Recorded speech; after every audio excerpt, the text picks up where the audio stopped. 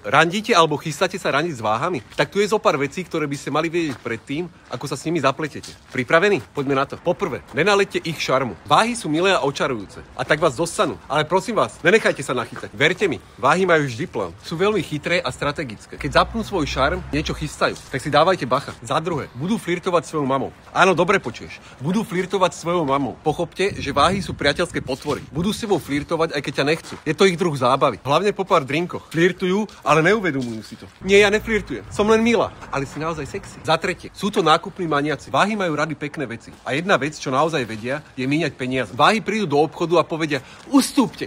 Prichádza kráľovna. Prosím vás, môžete mi pomôcť? Vezmem si ľavú stranu obchodu." Áno, to je všetko. Prosím vás, počkajte. Ešte aj táto pravá strana sa mi páči. Po štvrté, o všetkom premýšľajú. A myslím tým naozaj o všetkom. Váha premýšľa aj o tom, či správne pozdravila. Nebola som drzá? Bola som milá? Nebola som príliš milá? Nepôsobila som falošne? Bože, musím o tom popremýšľať. Váhy myslia a plánujú dopredu. A ľudia, ktorí myslia dopredu, premýšľajú stále. Po piate, rozhodovanie im trvá večnosť. Váhy sa nedokážu rozhodnúť. Tak im nedávajte príliš veľa možností. Ak urobím toto, bude to dobre? A čo kebyže urobím tamto? A čo kebyže urobím hento? Musím sa pozrieť na všetky možnosti. Za šieste, dokážu zmiznúť. Pochop, že váhy sú tie typy, ktoré nemajú rady konfrontácie. Keď urobíš niečo, čo sa im nepáči, prečo by ti to mali povedať, keď môžu zmiznúť? Ak ich nasereš, vyhnú sa akékoľvek konfrontácii. Po siedme, neznášajú drámu. Aj keď každá dráma, ktorú teraz riešia, je spôsobená nimi. Ale budete vy vždy tí, ktorí spôsobili tú drámu. Ja? Nikdy. Áno, ty vždy robíš drámu. Nekonfrontuj ma! Za 8. Sú pomstychtivé. Váhy sú typy, na ktoré si treba dávať pozor. Budú sa tváriť, ako by sa nič nedialo a ako by sa ti nechceli pomstiť. Nie, som v pohode.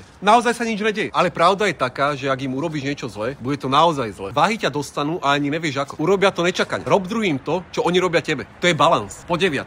Držia v sebe pocity. Ako som už povedal, váhy sa často vyhýbajú konfrontácii. Preto často potlačajú emócie. A keď je tá fľaša plná prešlapov, vybuchnú. Ustúpte z cesty. Váhy šalejú. Áno. Aj táto milá a vyhýbavá osoba vie zaútočiť. Po 10. Zvyknú byť povrchné. Váhy sú niekto, kto si musí udržať reputáciu. Ak nesplňate ich štandardy, budú sa na vás pozerať z vrchu. Jednoducho mám rada fajnovejšie veci. Ja nie som povrchná. Váhy sú frajeri, ktorí chcú vyzerať dobre. Váhy milujú módu a sú v tom naozaj skvelé. Vzhľad je pre nich kľúčový. Ten tvoj, ale aj ten svoj. A to je všetko, čo potrebujete vedieť predtým, ako pôjdete s váhami na rande. Tak čo, trúfate si? Držím vám palce.